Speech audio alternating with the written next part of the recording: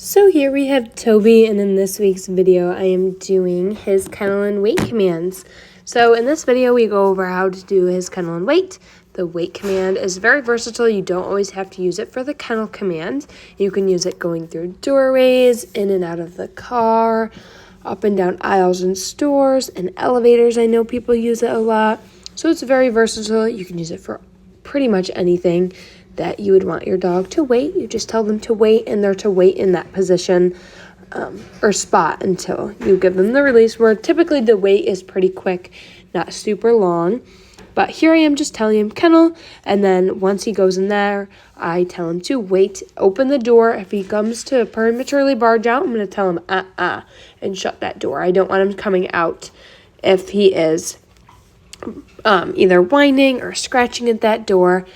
I am using treats and toys as well. So I use a lot of different methods. You don't always want to have to use treats, especially at nighttime after you just emptied his tank. So using toys or your hands and coaxing him in there, giving him praise once he gets in there. He's a really good boy about going in his kennel, but sometimes it takes a little bit, and sometimes you want to make sure he knows that that kennel is a safe spot. It's not a dungeon or a jail cell.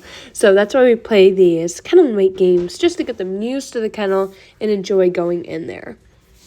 So I am voicing this video over just because we had some of our management in the room and some people going in and out and just talking to each other. So I just wanted to voice it over. That way you guys I didn't talk over the top of them just because it was quite loud in that room. We like to work in very distracted environments, so I do like to choose different rooms to work in, sometimes being outside. I do apologize for the puppies playing in the background.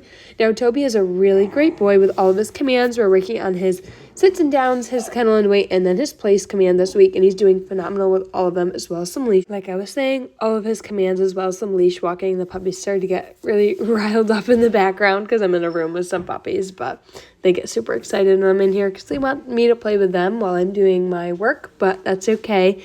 Toby is a super, super handsome boy and just very loving and very chill. Also loves to play as well. He does like his squeaky toys. I am using a little squeaky toy to get him in here right now, as you can see. And I just toss that in, and hopefully he goes in. If not, that's okay too. Sometimes it takes a little bit more coaxing. As you can see, just working through it. I want to make sure he does it on his terms and not on my terms. I don't want to pick him up and put him in there right away. Sometimes at night you have to do that, but for kennel and weight games, I like to make sure it's positive and it's fun for them to go in and out of the kennel. But Toby is great at these things. He's doing very well with all of his commands. He's a super, super sweet boy, getting lots of experience with kids and also people in general, just out and about. He's a good boy. He likes to ride in the car. He loves to snuggle up with you. He loves to be on laps. He's a really, really great boy. Another thing I wanted to mention is not to use the toy that I'm using in this video in his kennel.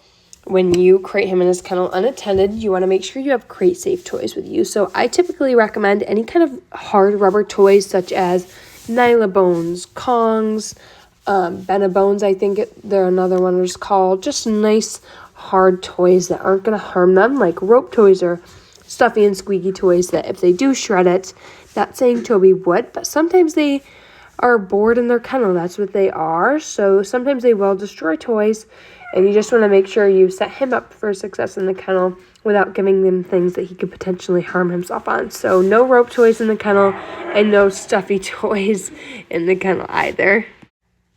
Another thing in the kennel is typically we recommend putting like a hospital pad or a soaker pad down in the kennel instead of a bed in case when he does come home, accidents are probably going to happen. I like to set people up for success. Hopefully they don't, but they probably are going to happen. So using a soaker pad that's washer and dryer safe also helps a lot for them in their kennels at night instead of a bed. That way you don't have to wash the whole bed. And then eventually down the road they can earn the bed in the kennel. You're going to be using the kennel a lot when he comes home. Just making sure that you put him in there whenever he's unattended and can't be paid attention to 24/7. Throwing him in there, you can cover the crate with a sheet or a light blanket, even a towel, just so he can't see you and want to come out and play with you. And then just make sure you totally avoid interacting with him if he's whining or barking, trying to come out of the kennel. Just totally ignoring him and letting him settle down. That's the best way for crate training. He is doing phenomenal in his crate right now. No accidents. He goes out at about 6 in the morning, and hopefully he'll work his way up to about 7 before he comes home. But yeah, this is Toby's Kennel and Weight.